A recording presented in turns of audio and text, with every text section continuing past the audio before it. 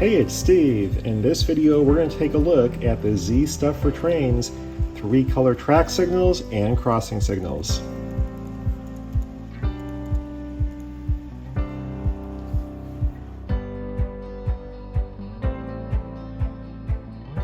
So the Z Stuff signals are very simple to install and use. We'll open one up here, and you can see what you have is you have this signal with an attached circuit board and all your wires.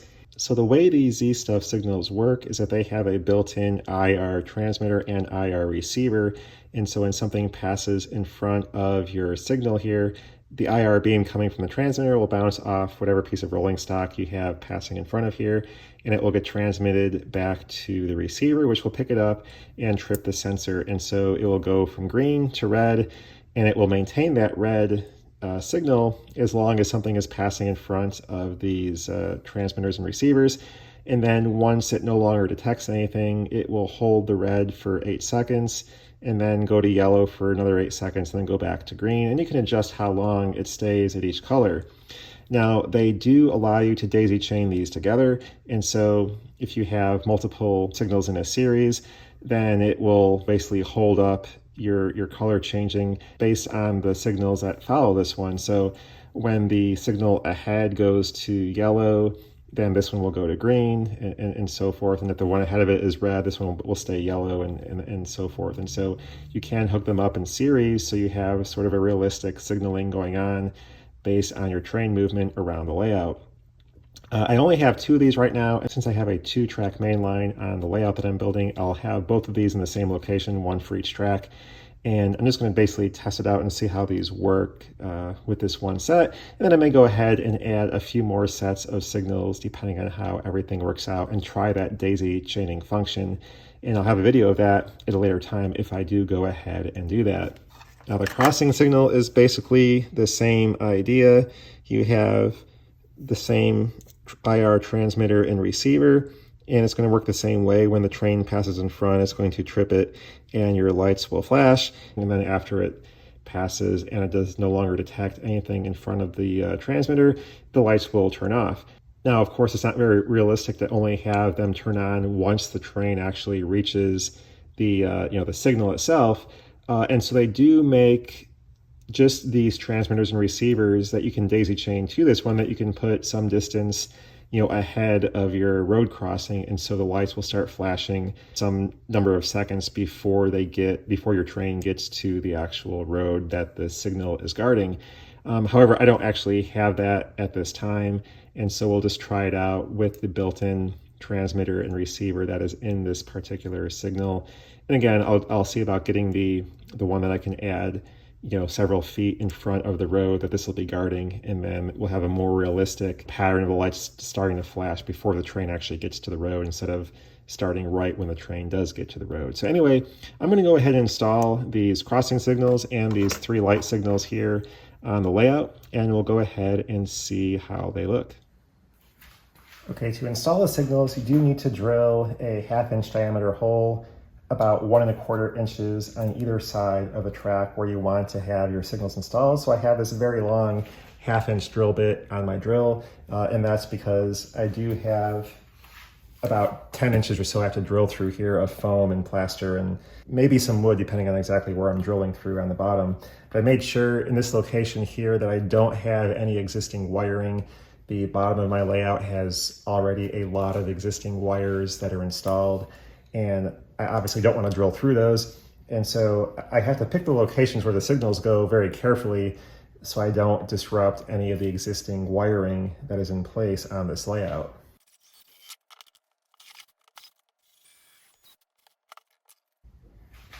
Okay, so the section of wire that I have attached to the signal is not going to be long enough to make it through the scenery to the bottom of the layout. So I'm going to go ahead and solder on some extension wires to these wires here at the workbench, and then come back here in a minute and actually install the signal.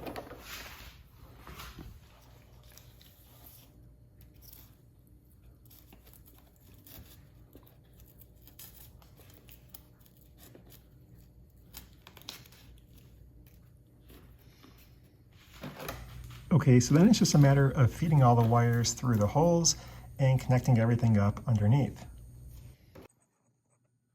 Okay, so I have my power strip here with the signals and crossing lights connected to that. Kind of a mess of wires here at the moment. But basically you have your two power wires, and then you have this white wire here which controls actuation. And so you can connect the two crossing signals together so they'll both flash at the same time. And then also I have the sound unit, and that is wired to its own power supply, but it's connected to the white wires of the crossing signals. So the signals will set off the sound if I do have the power turned on to this particular terminal. Similarly, the actual track signals, they have a set of yellow and white wires, which I have connected to these blue and white wires, but you can connect those to additional signals down the line, and so that will control how the lights on your signal change. I will eventually get some more signals and try having them all hooked together to see how that operates, but you can see I do have the wiring set up, and we'll go ahead and look on the layout at what these look like. So I have my pair of signals here. I'll push this boxcar through and it will turn the signal to red, as you can see. And then after 8 seconds, that should turn to yellow. And then back to green.